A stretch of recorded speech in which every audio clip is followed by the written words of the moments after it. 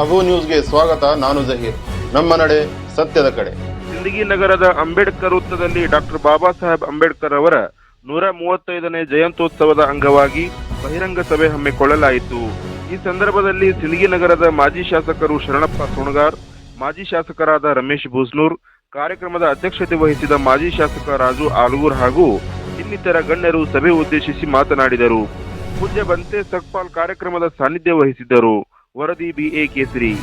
ಎಲ್ಲ ವರ್ಗದ ಪ್ರಜಾಪ್ರಭುತ್ವ ವ್ಯವಸ್ಥೆಯಲ್ಲಿ ಆರಿಸಿ ಬಂದಿರತಕ್ಕಂಥ ನಾಯಕರನ್ನದಲ್ಲಿ ಇವತ್ತಿನ ದಿವಸ ಇವತ್ತು ಜಿಲ್ಲೆಯಲ್ಲಿ ರಾಜ್ಯದಲ್ಲಿ ಪ್ರತಿಯೊಬ್ಬರು ಸಹಿತ ಡಾಕ್ಟರ್ ಬಾಬಾ ಸಾಹೇಬ್ ಅಂಬೇಡ್ಕರ್ ಕೊಟ್ಟಿರ್ತಕ್ಕಂಥ ಕೊಡುಗೆಯಿಂದ ಇವತ್ತಿನ ದಿವಸ ನಾವು ಇವತ್ತು ಅಧಿಕಾರದಲ್ಲಿ ಅದೀವಿ ಅಂತಕ್ಕಂಥದ್ದು ಸಹಿತ ಮರಿಬಾರ್ದು. ಅಂದಾಗ ಸಾರ್ಥಕ ಆಗ್ತಾ ಇತ್ತು. ಕೇವಲ ಇವತ್ತಿನ ದಿವಸ DSS ಅಥವಾ ದಲಿತರು ಅಂದುಕೊಳ್ಳೆ ಹರಿಜನಿಗೆ ಮಾತ್ರ ದಲಿತರು, ಮಾದರಿಗೆ ಮಾತ್ರ ದಲಿತರು ತಿಳ್ಕೊಂಡು ಕರೀತಕ್ಕಂಥದ್ದಲ್ಲ. ಯಾರು ಆರ್ಥಿಕವಾಗಿ, ಸಾಮಾಜಿಕವಾಗಿ, ಶೈಕ್ಷಣಿಕವಾಗಿ ಯಾರು ಹಿಂದುಳಿದಾರ ಅಂತವರು ದಲಿತರು ಅಂತಕ್ಕಂಥ ಭಾವನೆ ಎಲ್ಲರಲ್ಲಿ ಇರಬೇಕು. ಆದ್ರೆ ಇವತ್ತಿನ ದಿವಸ ಭಾವನೆಯನ್ನು ಬಿಟ್ಟು ಅಂಬೇಡ್ಕರ್ ಜಯಂತಿ ಅಂದುಕೊಳ್ಳೆ ಕೇವಲ ಹರಿಜನರೇ ಇವತ್ತಿನ ದಿವಸ ಆಚರಣೆ ಮಾಡ್ತಕ್ಕಂಥದ್ದು. ಇವತ್ತಿನ ಡೋರ್ ಕಕ್ಕೈಯಿಂದ ಡೋರ್ ಸಮಾಜದವರು ಆಚರಣೆ ಮಾಡ್ತಕ್ಕಂಥದ್ದು. ಬಸವಣ್ಣ ಜಯಂತಿ ಅಂತ ತಿಳ್ಕೊಂಡ್ರೆ ಲಿಂಗಾಯತರು ಆಚರಣೆ ಮಾಡ್ತಕ್ಕಂಥದ್ದು.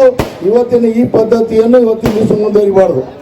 ಇವತ್ತು ಪ್ರತಿ ಸಲನೂ ಸಹಿತ ಹೇಳ್ತಾ ಇದ್ದೀನಿ ನಾನು, ಇವತ್ತಿನ ಬಸವಣ್ಣವರು ಇಡೀ ನಮ್ಮ ದೇಶಕ್ಕೆ ಇವತ್ತಿನ ದಿವಸ ಹೆಸರುವಾಸಿ ಆಗ್ತಕ್ಕಂಥ ಅವರು ನಡೆದು ಬಂದಿರ್ತಕ್ಕಂಥ ದಾರಿ, ಅವರ ಇಂದಿನ ಇತಿಹಾಸ, ಅವರ ವಚನಗಳು ಇವತ್ತಿನ ದಿವಸ ಅವರ ಒಂದು ದಾರಿಯಲ್ಲಿ ಇವತ್ತಿನ ದಿವಸ ನಾವು ಯಾವುದೇ ಒಂದು ಭೇದ ಭಾವ ಇರಲಾರ್ದಂಥ ರೀತಿಯಲ್ಲಿ ನಡೆದಿರ್ತಕ್ಕಂಥ ನಾವು ನೋಡಿದ್ವಿ.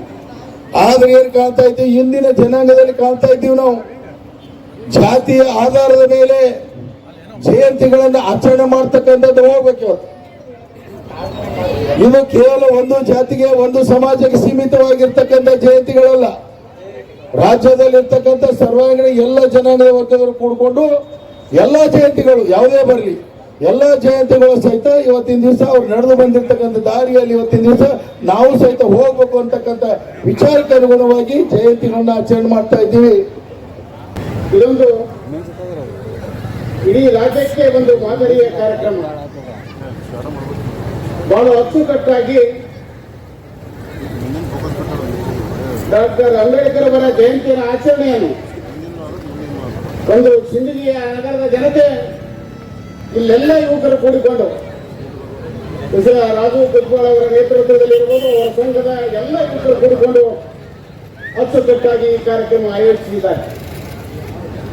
ಬಹಳ ಸ್ವಾಗತ ಮಾಡುವಂತ ಕಾರ್ಯಕ್ರಮ ಇದು.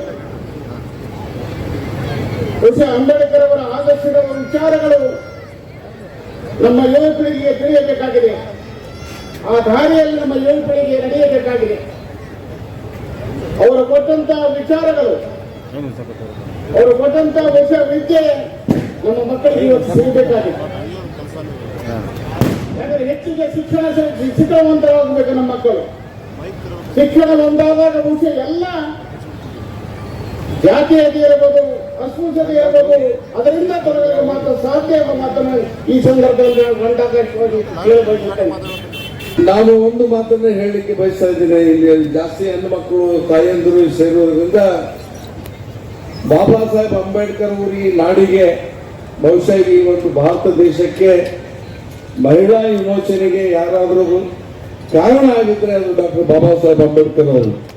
ಮಹಿಳೆಯರ ಬಗ್ಗೆ ಅವರ ಚಿಂತನೆ ಅಗಾಧವಾಗಿರ್ತಕ್ಕಂಥ ಒಂದು ಚಿಂತನೆ. ಇವತ್ತು ಕೇವಲ ದಲಿತ ಮಹಿಳೆಯರ ವಿಮೋಚನೆಗೆ ಅವರು ಕೆಲಸ ಮಾಡಲಿಲ್ಲ. ಈ ದೇಶದಲ್ಲಿ ವಾಸ ಮಾಡ್ತಕ್ಕಂಥ ಪ್ರತಿಯೊಂದು ಜಾತಿ, ಧರ್ಮ, ಪ್ರತಿಯೊಂದು ಸಮಾಜದ ಮಹಿಳೆಯರ ಒಂದು ಉನ್ನತೀಕರಣಕ್ಕೆ ಬಾಬಾ ಸಾಹೇಬ್ ಅಂಬೇಡ್ಕರ್ ಅವರು ಶ್ರಮಿಸಿದ್ದಾರೆ.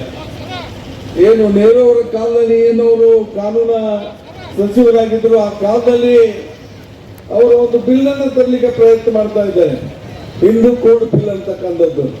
ಅದರಲ್ಲಿ ಮಹಿಳೆಯರಿಗೆ ಪುರುಷರಷ್ಟೇ ಸಮಾನವಾಗಿರ್ತಕ್ಕಂಥ ಎಲ್ಲ ರೀತಿಯಾಗಿರ್ತಕ್ಕಂಥ ಅಧಿಕಾರ ಇರಬೇಕು.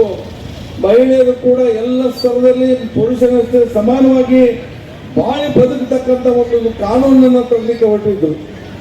ಬಹುಶಃ ಅವತ್ತಿನ ಸನಾತನವಾಗಿ ಲೋಕಸಭೆಯಲ್ಲಿ ಕೆಲಸ ಮಾಡ್ತಕ್ಕಂಥ ಅನೇಕ ಸದಸ್ಯರು, ಇವತ್ತು ಜನಸಂಘದವರಾಗಿರ್ಬೋದು, ಆಗಿನ ಕಾಲದ ಜನಸಂಘದವರಾಗಿರ್ಬೋದು, ಕಮ್ಯುನಿಸ್ಟ್ ಆಗಿರ್ಬೋದು, ಆಗಿನ ಕಾಲದ ಅನೇಕ ಕಾಂಗ್ರೆಸ್ ಸಂಸದ ಸದಸ್ಯರು ಕೂಡ ಅದಕ್ಕೆ ವಿರೋಧ ಮಾಡ್ತಾ ಇದ್ದಾನೆ. ಬಾಬಾ ಸಾಹೇಬರು ಇದಕ್ಕೆ ಮನನೊಂದು ಈ ಒಂದು ಬಿಲ್ ಅನ್ನ, ಪ್ರಗತಿಪರವಾಗಿರ್ತಕ್ಕಂಥ ಬಿಲ್ಲಿಗೆ ವಿರೋಧ ಮಾಡ್ತಕ್ಕಂಥ ಜನ ಇಲ್ಲಿರೋದ್ರಿಂದ ಈ ಸ್ಥಳದಲ್ಲಿ ಒಂದು ಕ್ಷಣ ನಾ ಇರಬಾರ್ದು ಅಂತ ಹೇಳಿ ಅವರು ತಮ್ಮ ಹುದ್ದೆಗೆ ರಾಜೀನಾಮೆ ಕೊಟ್ಟು ಬಂದಿರತಕ್ಕಂಥ ವ್ಯಕ್ತಿ ಡಾಕ್ಟರ್ ಬಾಬಾ ಸಾಹೇಬ್ ಅಂಬೇಡ್ಕರ್ ಅವರು.